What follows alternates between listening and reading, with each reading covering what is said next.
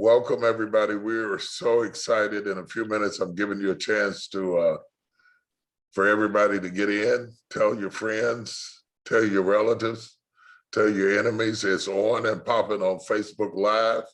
We've got something prepared for you today that's going to be mind-boggling, life-changing, soul-renewing, soul-stirring, and perhaps add a perspective to your life that will be very, very beneficial to you. I've got a very special guest who is going to facilitate a very interesting conversation between the two of us that I believe is going to be edifying, it's going to be strengthening, and it's going to speak to you both spiritually and professionally and personally across all the idioms of your life to stir you, to fire you up, to get you motivated, to get you, come on in, to get into place, to accomplish what you need to accomplish in life.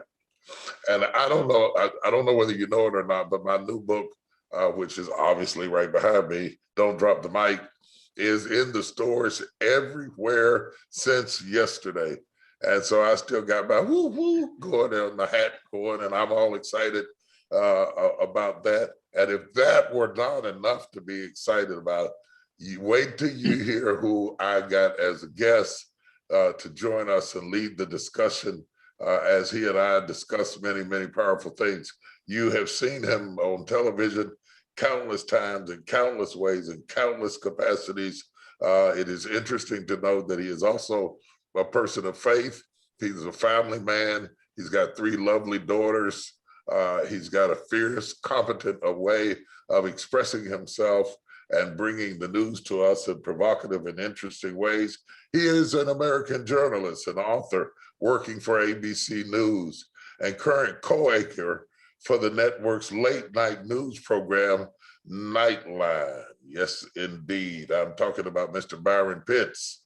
Until March of 2013, he served as the chief national correspondent for the CBS Evening News and contributed regularly to 60 Minutes. He's one of us. He's part of our family, part of the fibers of our community, part of the tenets of our faith. And I want you to welcome him with emojis, hand claps, whistles, horns, trumpets. Byron, thank you for being here today, man.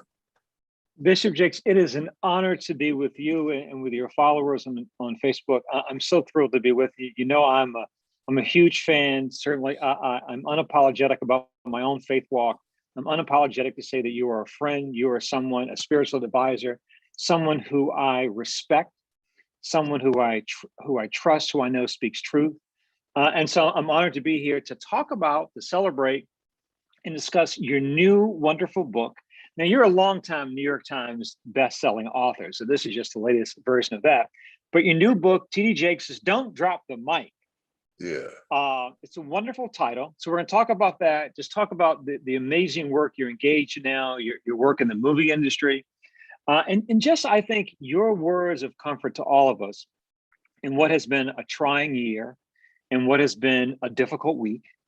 There have been reasons that people have found to celebrate some things going on in the world, and then more reminders of how complicated this world is. But more on that in a minute.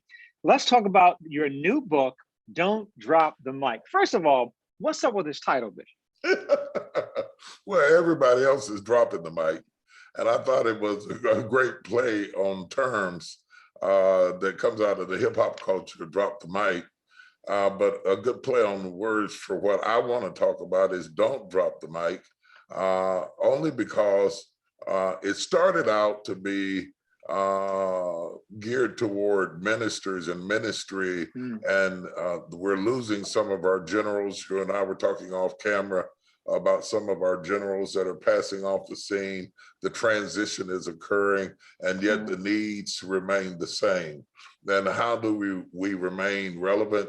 How do we become better at exegeting text and making the text not only homiletically correct, but hermeneutically correct in applying the homiletics to the hermeneutics of our time in a coherent way that changes lives. And Dr. Frank Thomas talked me into doing this book because he thought, he is a professor of African-American preaching, and he thought it would be a travesty for me to not record how I approach study and my discipline of delivery and that sort of thing. And he contributes to the book as well.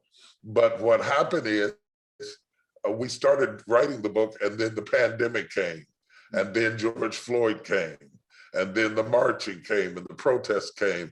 And all of a sudden, not only did I have myself assigned the task of talking about don't drop the mic as it relates to excellent oratorical abilities and skills for litigators, comedians, preachers, what have you, all of us who have our platforms like yourself, then how important what you do is, and people like you, and keeping the mic and making sure that it continues to go on.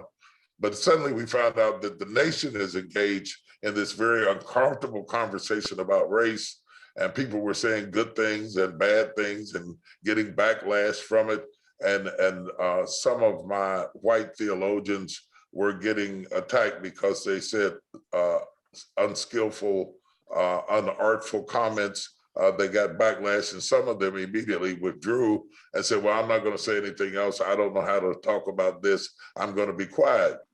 And all of a sudden, don't drop the mic meant let's keep talking, because as long as reasonable people, reasoned people are talking, then unreasonable people don't take over the conversation and take it someplace that is going to be detrimental to all of us in terms of violence and decadence and destruction.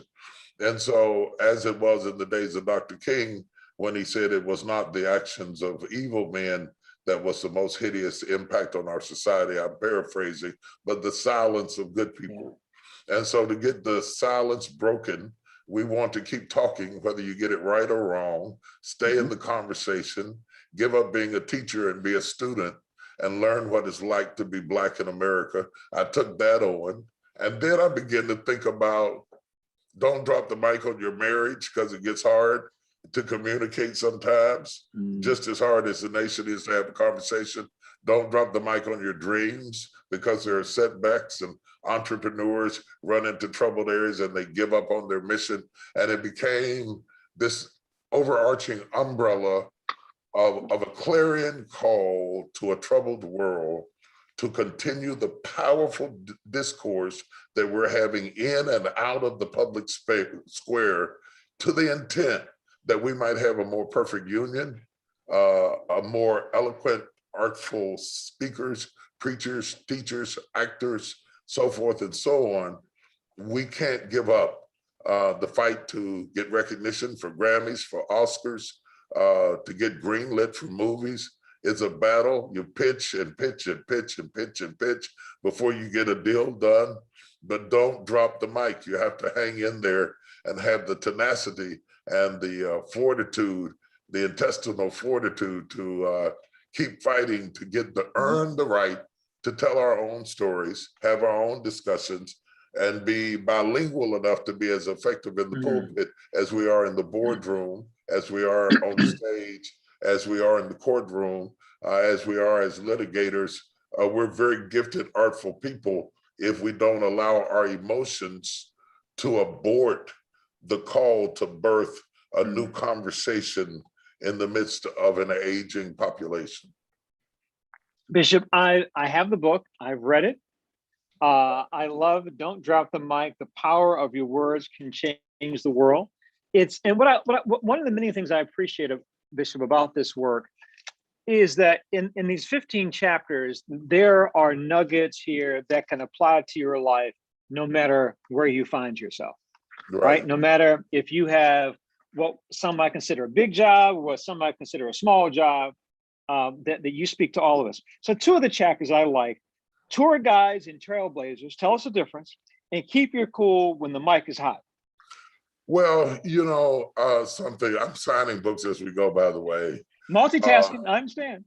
The whole notion of not allowing the heat of your emotions to deter you from being reasoned and how you articulate things are important. We often fall into the stereotype of being an angry Black woman or an angry Black man, and at the point that you become angry, your point is lost in the discourse but you have to be reasoned in how you articulate things and go forward in order to be effective to do what you're doing. And I was encouraging them not to always speak from an emotional place, because in certain other cultures, they go deaf when we go loud. Hmm. And so the ability speaks to controlling your emotions, controlling your mentality. And you have to do that even in the pulpit when you're preaching. People who jump up and grab the mic and start screaming are not being heard. And so, and it is common amongst novice in the ministry to go up like a helicopter rather than to go down the runway like a jet and allow the audience to catch up with you before you're airborne. Is part of the technique of being a great communicator to begin with. So in all of its facets, it is important that we maintain our cool and our equilibrium. As to the tour guides, so many times people are just taking you through on a tour, but not really engaging with the complexities of the issues. And I don't want you to find the problem. I want you to help solve the problem. And so that's a very different conversation altogether. And the odd thing is, this is one of my first virtual book signings. So I'm signing books for somebody who's going to be the lucky recipient of these books. And somewhere in the chapter, you're going to find yourself, whether you're a preacher or you're a wife trying to communicate with a son, or a husband trying to communicate with a wife, you're going to be better equipped linguistically to be able to accomplish that message, because until you open your mouth, I have no idea who you are. But from the first word you speak to the last word you speak, all that I ever learn about you is what you teach me. So the power of language and the artistry of communication is better than a business card and a selfie and a photo and a quick tweet. It defines how you think, what you believe, what a grasp you have on emotional language, how you describe feelings, which some people cannot do well. They can describe facts, but they can't describe feelings, to the detriment of a relationship where they actually love somebody, but they can't communicate it in a language that is equitable and definable, right down to somebody who's trying to get a job and loses their ability to do the interview. They hire somebody who's more articulate in the interview, but let go of somebody who was more capable because they dropped the mic on the interview. Facts. Bishop, you have been incredibly successful in a variety of lanes. You've written a number of best-selling books. But I would imagine, talk about the challenges for you in this moment, that you've written this magnificent book in a different space, in a pandemic. Normally, you and I might have this conversation at the studios here in New York, or at some spectacular bookstore somewhere in the world. But now we're having to do it on Zoom and on Facebook. I would imagine it's nice to be able to do that from your hometown, but I would imagine there's also been challenges in producing a book in this environment. Let's go back to the first thing. Everything shut down, everybody panicked, emotions went everywhere. Pastors really have the pulse beat of the community. You feel the first pulse of trauma coming. And I knew the trauma was coming. And so I had the challenge of keeping the church going with the doors closed, continuing to feed people, to provide clothes and help and guidance and counseling for people who were having emotional dysfunction, in the middle of the fact that the doors were closed down. So there I am, praying for the nation on MSNBC, coming on CNN, going on, writing an op-ed for Fox News. I mean, I go from left to right and right to left, speaking on every platform to every person, trying to get us to have a conversation that accomplishes the most. Protest draws great attention to the issue, but policy changes the problem. And if we protest and we're not as proficient at policy, Then we draw attention to the issue. Now everybody's looking at it, but now what? And sooner or later, we have to come to the grips that until we have effectively changed policy, we're going to continue to have the George Floyd situations permeating our society and not get the results that we need. The famous ones, maybe we'll win a few. Maybe we have won a few. Maybe we just won a few. But we must understand that those are just emblems of the hundreds of thousands of cases that never catch the public's eye. But for a young girl with an iPhone, a George Floyd situation would have been nationally and internationally unknown. And hats off to her for not dropping the phone. Amen. Right. And to that point, help us understand how you do it. In that, for many of us, when we're faced with a challenge, it breaks us, right? The certainly COVID-19 has disrupted all of our lives, personally, professionally. You're someone who lives in the marketplace, and part of your strength is your capacity to touch people when they're in your presence. And how people, and those of us who've been fortunate enough to hear you speak in person, it's one thing to experience TD Jakes on television. It's another to experience TD Jakes in person. And so that's taken away from you. So why is it that for many of us, disruptions break us, but for you with this book, Drop the Mic, and how you run your ministry, this disruption didn't break you. It seemed to make you even bolder. Explain that to us. One, I'm a fighter. So fighting ignites me. A challenge ignites me. I have a Superman complex that I'm working on. Okay, talk to a therapist. I think I'm supposed to run in the burning building and save everybody I can. All the way back to when I was a little boy, I was passing papers and ran into a German police dog that had died giving birth, and there were about 13 puppies trying to nurse around this dog that was dead.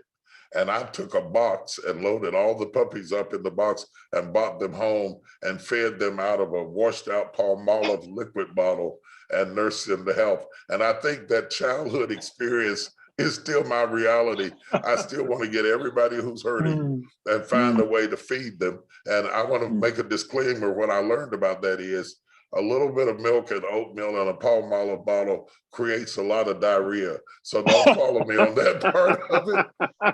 That might not be good. Right. But here I am after speaking to literally crowds of 1 million people and thousands of people on Sunday, now having to preach in a building where there's 5 people. But I could not drop the mic because I recognize it's not about the crowd, it's about the need in the larger community.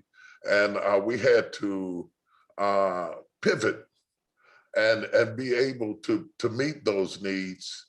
And we were feeding first responders and literally delivering food to hospitals, to nurses, to janitors, to people, because the restaurants had all shut down, and trying to make it a little bit more comfortable for them to do their job. Police officers, fire department, all types of first responders with help, community people who were running out of food, grocery stores were shutting down, all while the church was closed. And I had never been in all of the 43 years of my ministry as challenged to function in that environment. But that is what leadership is. Leadership demands that you be flexible enough that if you're thrown off beat by the times that you can't control, that you can maintain your equilibrium in a crisis. Incidentally, I'm doing a leadership conference April 29th through May the 1st online. They can find out more about it by going to thisisils.org, because we need another generation of leaders, and we have another generation of leaders, but making sure they understand, don't drop the mic isn't just about preaching. It isn't just about crowds. It isn't just about how many dates are on your date book. It's about all the things that are attached to the mic in terms of the expectations of our community, in terms of being able to withstand the criticism of our detractors and maintain your balance and function under pressure. All of that I deal with in the book. And Bishop, you talked about leadership, right? And then for many of us, they hear leadership and says, well, he's just talking to the bosses of the world. He's talking to people who have big jobs, who are responsible for numbers of people. But as you see, what does leadership mean for the single parent doing the best they can? What does leadership mean for the kid who's struggling in high school? What does it mean for the grandparent who's having to take care of their kids? What's individual leadership? What's leadership look like when you're responsible for a relatively small group of people? I'm talking to CEOs, I'm talking to pastors, I'm talking to entrepreneurs, I'm talking to elected officials, I'm talking to other clergy, but I am also talking to mama and them, okay? I'm talking to Big Mama and Madia, and all of those people are leaders in our community. Every time I come to my mother's grave, I want to hug it and thank her for the things she put in me. Had she not put them in me, the pressure of life would have completely broken me. I won't say it didn't bruise me, but it didn't break me because she was a leader in her own home, not famous, didn't write books, wasn't on TV, didn't produce movies, anything like that. But she produced the one that produced the movies. She produced the one that wrote the books. And all I have to put out is what was placed inside of me. And I think all of us are leaders, even if we are only the CEO of you. You have to make the choices. Whether the governor opens up the city or closes the city down, you still have the right to decide whether you're going out or not. And those sorts of decisions have long-term ramifications for your family. The decision to move, to grow, to build. I don't think there's a person listening at us right now that doesn't have some leadership responsibility.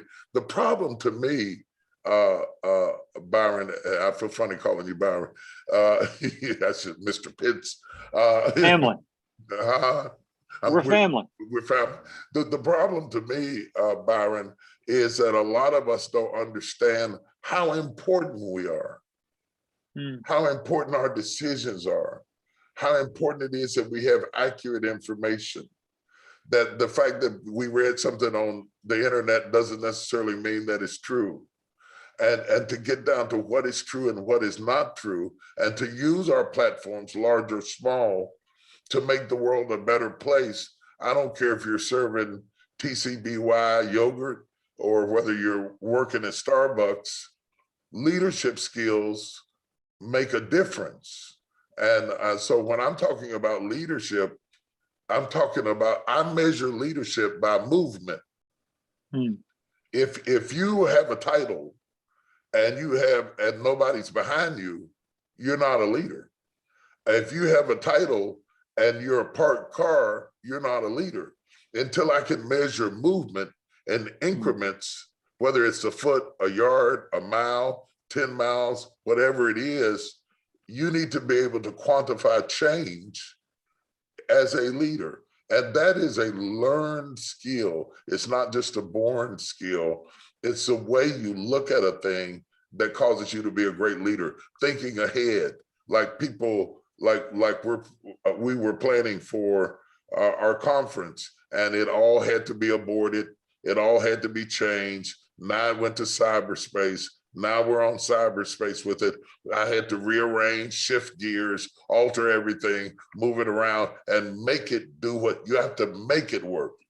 People come to things and they say it didn't work. You have to make it work or it doesn't work. And you have to rearrange it and figure it out and toy with it and twist with it until you get it to work. And the more you do that, the more you earn the right to be heard. People don't follow hypotheses. Hypotheses are everywhere. Barbershop's full of hypotheses. People don't follow hypotheses. They follow a proven track record, and it starts small. And if you don't start small and you're not faithful over a few things, you won't be faithful over many. And I think the big problem with a lot of people, they're waiting till they get there to think there, but you have to think there while you are still here in order to get there. Bishop, so we are talking for this hour primarily about your new book, Don't Drop the Mic. The power of your words can change the world. but I don't take for granted opportunities I have to talk with you. I mean, I want to talk about the amazing work you're doing in movies. I want to talk to you about issues that have gone on in the world this week. But so a couple more questions about the book before we move on to those topics. Okay. Again, I love how this book, it's 15 chapters, that there's a sermon, there's a life story in each chapter. But two in particular, every shot is the only shot you have, and learn the grammar of body language. Say more about those two. Every shot, you should treat every time you stand up as if it is the only time in your entire life you are ever going to get to speak. And to honor that opportunity with your utmost attention. I think that is extremely important to be done. And if you don't treat every moment with the dignity that it deserves, if you disrespect the moment will disrespect you. And so you can't wait till you get to your dream moment to aspire for excellence. If you're not excellent in a room full of 3 people, you're not going to be excellent in a room full of 3,000, regardless to the size. And we're living in a world where everybody is measuring everything by how many followers you got, and how many friends you got, and how many this you got. No. You have a commitment to yourself that if your name is attached to it, brand excellence is important, and you have to protect that brand at all costs. But Bishop, if I may to follow it up, I think about the saying, keep your powder dry, conserve your energy. Don't invest too much of yourself in any particular thing. But you're saying each time out, give it everything. Give it everything. And what happens is you'll get more powder. Yeah. If you give it away, you'll get more back, pressed down, shaken together, and running over. And the only way to get more is to give more.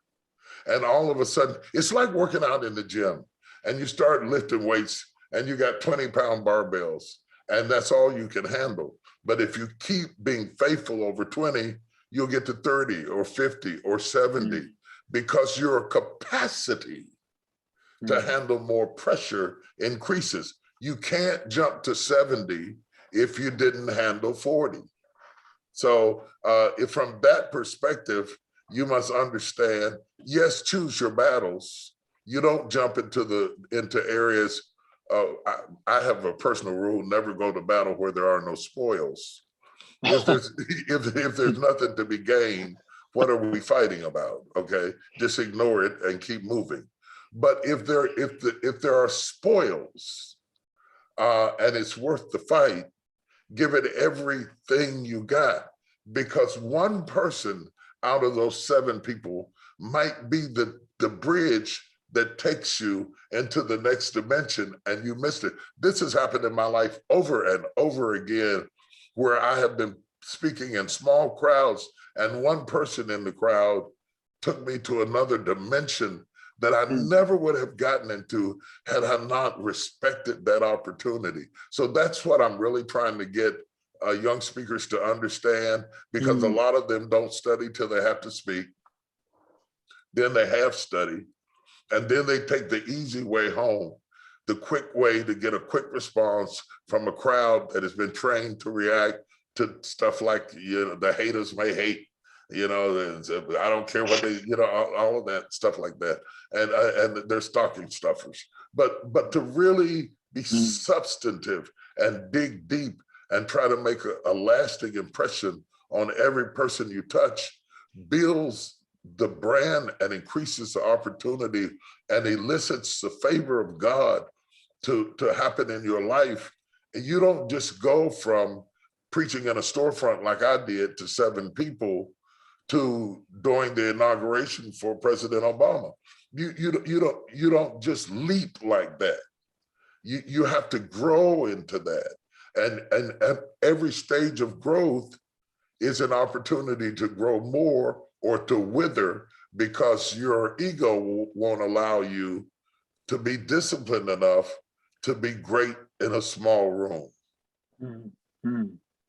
That's powerful, Bishop. Thank you so much. I'm mindful. I don't know if I ever told you the story, but once I was in Dallas for work covering a story, and I decided to come by your church for once. And I heard that you might not preach this Sunday because you weren't feeling well, but I went anyway. And I could tell in your voice, it was a little husky, like you weren't feeling well. And a colleague of mine, who's a Cuban-American woman, she remembered the Cuban ballet, fled to the United States, got injured, became a journalist. Anyway, a dynamic woman. But she didn't grow up in our church tradition. And so you were speaking, and so at one point you start moaning. And she goes, "Is he okay? Is he not feeling?" I said, "No, girl, it's just getting good. He's just leaning into it." So she gets to the sermon, and you were feeling that day, so you went on for a bit. So afterwards, I said, "So did you feel fed by the bishop, even though he clearly wasn't feeling well?" She says, "Oh, Byron, pork chops, cabbage, cornbread. He gave me a full meal." And so to your point, you weren't feeling well, but you brought all of yourself to that moment, and somebody, one person at least, I'm sure there were thousands that day, was touched by what you said. That is so meaningful, because that's why we breathe. You shouldn't do this if that's not why you're doing it. Mm. The motives are important. And if it's just a gig to you, this is the wrong place for you to be. Mm. This has to be a calling. And something kicks in, man. Feeling bad, tired, I don't care what it is, some extra cylinders that I would like to call the Holy Spirit slips in and ignites you to go beyond that which you could humanly do. It's like adrenaline in the body, only it's adrenaline for the soul. And that anointing that comes upon you overrides your insufficiencies and makes it possible for you to go a little further. I want to share something with you though. I prayed about during the pandemic, and I felt the Holy Spirit impress upon my heart something that I would love to share with you. He said, when we pray for growth, he answers with disruption. Because the only way to achieve growth is to endure disruption. Whether you're planting a seed in the ground that disrupts the soil, or whether you're having a baby that disrupts the body, all growth requires disruption. But he goes further, don't allow the disruption to become a distraction where you're so busy trying to keep everything nice and neat that you abort the growth of what you're trying to do. He said, because in every disruption, there is opportunity. Whether you're talking about the Great Depression that birthed people like the Rockefellers, while other people were going down, they saw the opportunity in the disruption. In this current climate of disruption, there are people who are fainting up under the weight of the disruption. And there are people who are buying up land and buying up property and building condos and building communities and going forward because they see the low interest rates, they see the decline in home ownership as an opportunity to provide services. I teach entrepreneurs, the quickest way to build a great business is to find a great problem. And when your business is a problem solver, you don't have to spend as much on marketing because everybody wants an answer to the problem. And so the stats show that people who start businesses because they want to make money generally go out of business quickly. People who start businesses because they want to solve a problem, the longevity is twice as long because they see their business as a solution. It's important, therefore, to recognize what's going on around you and not just what's going on inside of you, and to see what you have been given as a gift, as an opportunity to serve something bigger than yourself. And yes, you can be rewarded and you can prosper and you can go forward, but motives do matter in being excellent at what you do. And when I wrote Don't Drop the Mic, I'm telling them to start on a granular level of making sure that your motives are right. Are you doing it because you were the only one in your family that wasn't heard, and now you want to be heard, and you've got something to prove to your sister, your brother, or something like that? Are you doing it because you want to make a lot of money and wear nice suits? Or are you doing it stripped of the money, stripped of the crowd, stripped of the rivalry? You get life when you do it. You get purpose when you do it. Those are the only people who should be doctors or nurses or police officers or preachers or run for public service, should really be public service. About policing, I like to go there next, Pastor. As we talk about your new book, Don't Drop the Mic. Yes. It's been a demanding week in our nation. You had the closing arguments and the conviction of Derek Chauvin, the former police officer in Minneapolis, and many people celebrated that moment as a sign that America is changing for the better. And then less than 24 hours after his conviction, a 16-year-old girl was shot and killed by a police officer in Columbus, Ohio. Different circumstance. And that may well prove to have been a justified, though painful, incident. It was still sort of a gut check for people. So how do you process those two different events? And I'm still processing the last one. I don't have all the information. I've seen what was on the news, but it's still in discovery. And we're still learning a little bit more about what actually happened. It takes a while for truth to come out. And I don't like to rush ahead of truth to conclusions prematurely. As to the former one, I think the trial teaches us a lot about human behavior. Because we live in a society of 24-hour news cycles where you can do a Baskin-Robbins pick of the flavor you want, you can get the news that reinforces the ideas you already have. So you only become more entrenched in your perspective. Because in these little gadgets, we have phones and computers, and we Google different things, the computer is so smart that it starts sending you the information that reinforces what you sought after, not the information that conflicts. So we're becoming increasingly more and more tribal. And the more tribalistic we become, the less chance we have of being able to find truth. What the trial showed us was this: with 6 white jurors, 4 African-American jurors, and 2 biracial jurors sitting in the same room, exposed to the same information, in 10 hours came to the same conclusion. That is a microcosm of what is possible in the world today. If our differences don't matter if our truth becomes the same. The problem today is truth is whatever the cookies brought you from your phone. Truth is whatever the flavor of news you choose. And as long as we can't find truth, we can never draw the circle that we need to draw in order to build the unity that is incumbent for us to have a more perfect union. I see the verdict as a step forward to up a long ladder.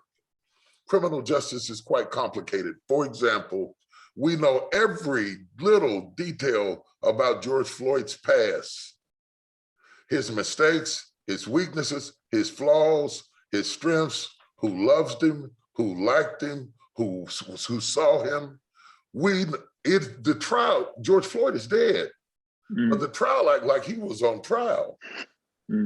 Derek Chauvin, on the other hand, we know nothing about his record, nothing about his past, nothing about how he grew up, nothing about his work career because of qualified immunity.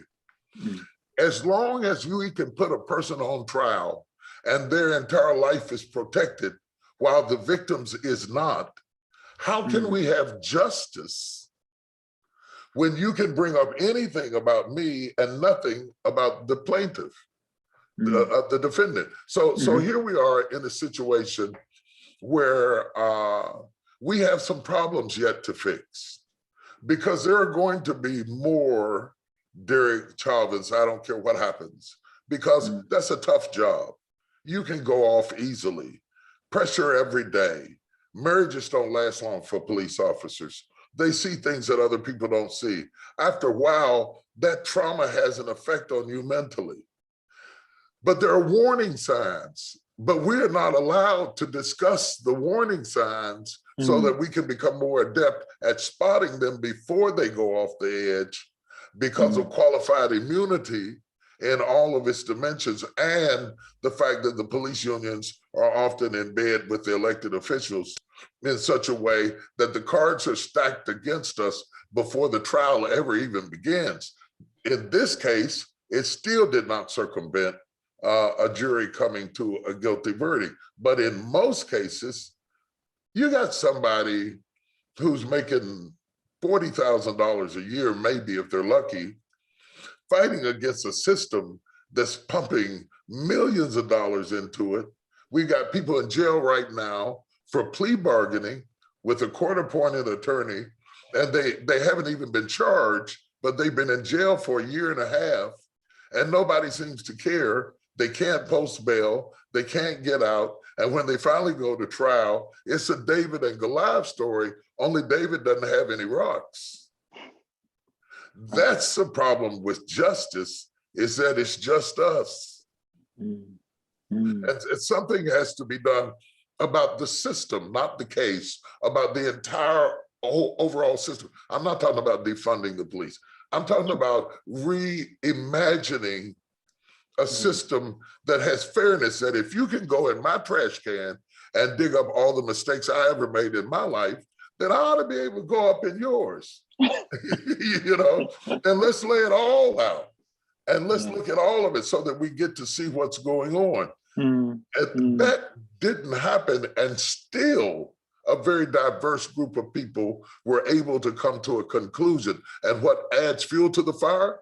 We spent a year saying that if you're loyal to the blue, you cannot speak against bad police officers because you're loyal to the blue. But the trial proved that even other police officers were saying, this is too far.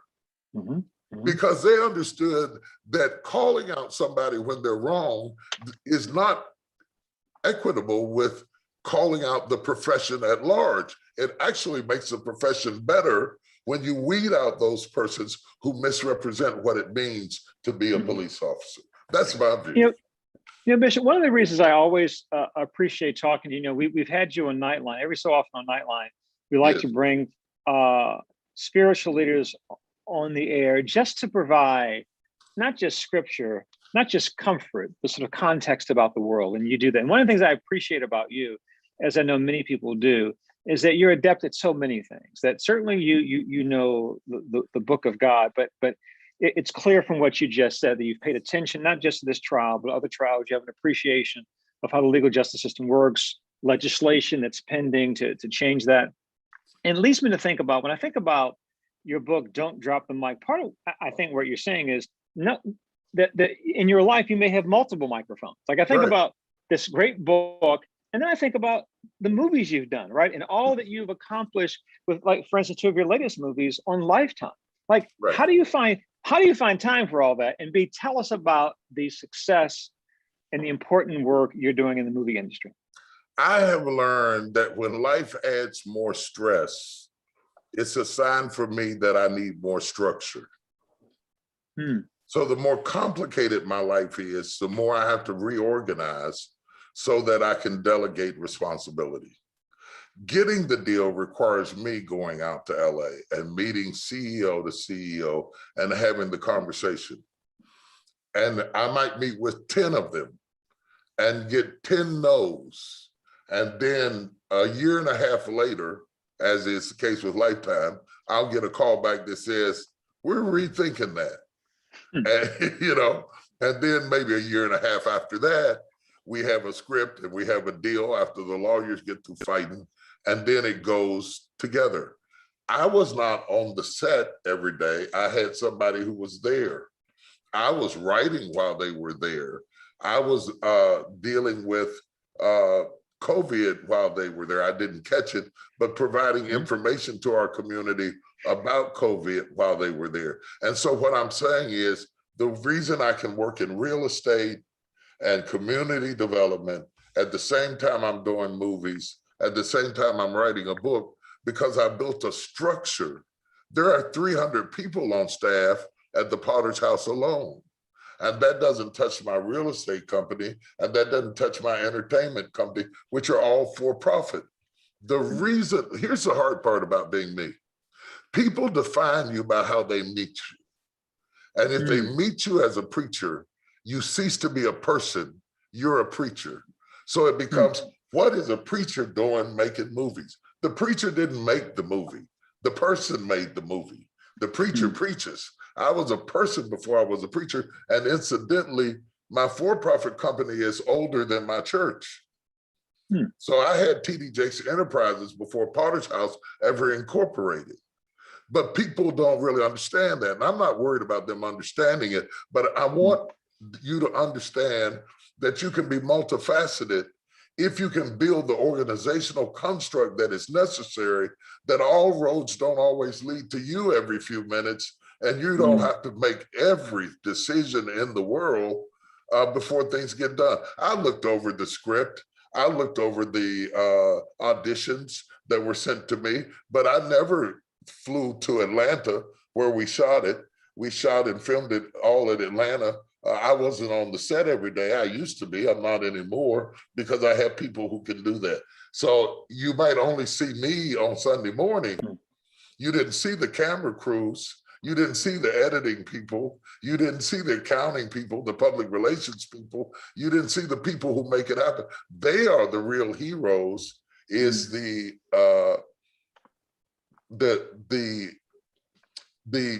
professionalism of my team and the people around me.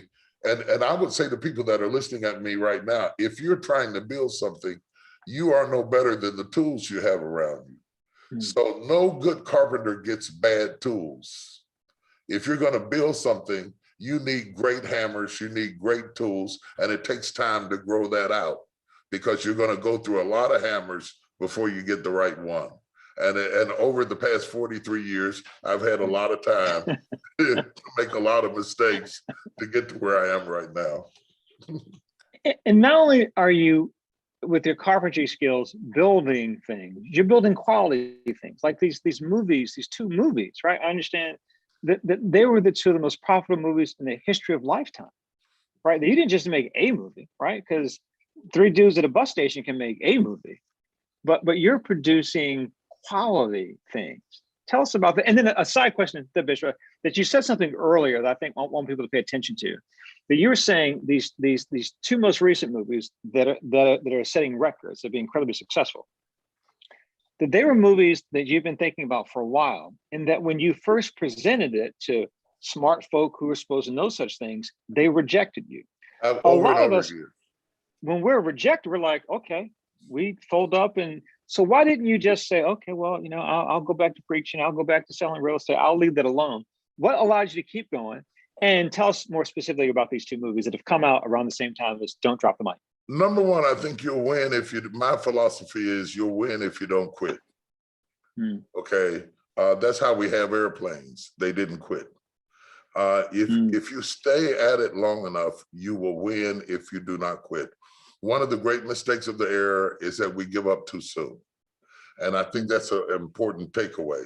What these movies were, they were number one and number five in their respective order, Lust and Envy, for produced, filmed in the cable genre on that day. Okay. Wow. So out of all the 150 produced films by any cable station, ours was number one and number five out of 150 on that day.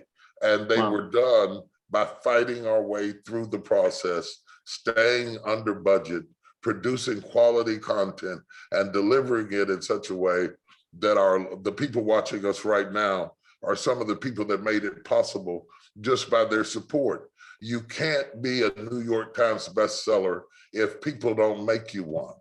if you don't produce the kind of content that makes them want to read, if you don't produce the kind of movie that makes people want to watch, you're up against 300 other stations. Just when I grew up, there were 3 stations. You didn't have much to choose from. And at 11 o'clock, they started singing and the flags started waving, and you were out of business till 7 the next morning. That is not the case. You got Netflix, you got YouTube, you got all kinds of ways that you can ingest information. So scheduled television has a much tougher job today than it ever has before. Having said all of that, if it were easy, anybody could do it. And you have to stick to your guns and keep fighting. Bishop, I could talk to you all day. I know folk could listen to you all day, but also you got stuff to do. You're multitasking here as we talk, as you're autographing copies of your new book, Don't Drop the Mic, that I'm sure people will deeply appreciate. Do I have to come to Dallas to get my book autographed? No, I'll send it to you. Okay. But I would love for you to come to Dallas. And I'll feed you too if you come. Oh Lord, let me get on my Delta app right now, then, Pastor. Never pass up a good meal. I can throw down in the kitchen, so we could break bread together. What you and I represent, though, is something that is desperately needed. Relationship. A lot of people don't build relationships. They're so busy getting there that they don't build relationships. And so you're not here because you have to be, you chose to be. And that's a relationship over time. And the greatest resource you can have is building quality relationships and protecting those relationships. Don't let people ride in on your relationship. Don't exploit the relationship. And then when you need it, let me go Bible on you. The Bible says, given it shall be given unto you again. Good measure, pressed down, shaken together, and running over. Wait a minute. Shall men give unto thy bosom? So God says, I'm going to send it through men. So if you don't have relationship with the man, you could pray to the God, but he's giving it to the man that's going to give unto your bosom. And if you don't build a relationship with people, and we're living in a time today that people don't value relationships. And so I think that's really important. As for the signed copies, they're still available at premiercollectibles.com. If they go to premiercollectibles.com, there's some signed copies that are going to be available for them there. The books are wherever books are sold, but these that I'm signing now are going to be at Premier only. I'd love to give out copies that they could give as gifts, or they could read or use. It's my honor. If you're going to give it to gifts, give it to somebody who's going somewhere or wants to be somewhere or wants something done out of their life. I don't want you to give the book as a souvenir item. Get a trinket, give them a t-shirt. But if you got somebody, and let me say something else. If you're not used to reading books, start slow. Put the book in the restroom or somewhere. Read 5 pages every time you go in. But until you can read a chapter, until you can read through a book, it's a learned behavior. But you cannot lead if you do not read.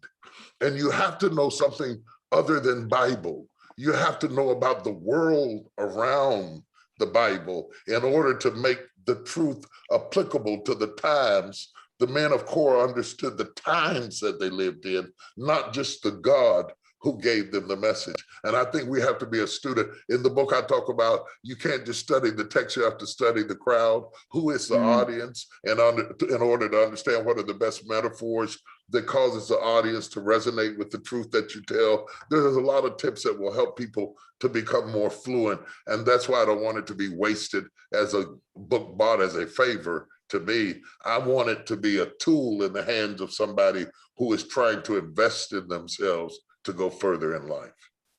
The book is called Don't Drop the Mic, The Power of Your Words Can Change the World by New York Times bestselling author, Bishop T.D. Jakes. Bishop, it is always a joy and an honor and a blessing to talk to you, with you. Continued grace. We'll see you on Nightline soon. We'll see you on ABC News platforms to talk about your new book in the days and weeks to come. God bless you, sir. That. Thank you. I would love that. Thanks for talking. Have a good one. Thanks, everybody, for listening.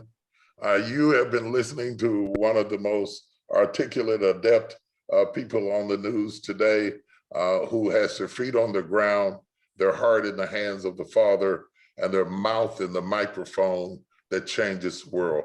He is Exhibit A of Don't Drop the Mic, Byron Pitts. And watch him, enjoy, learn from him.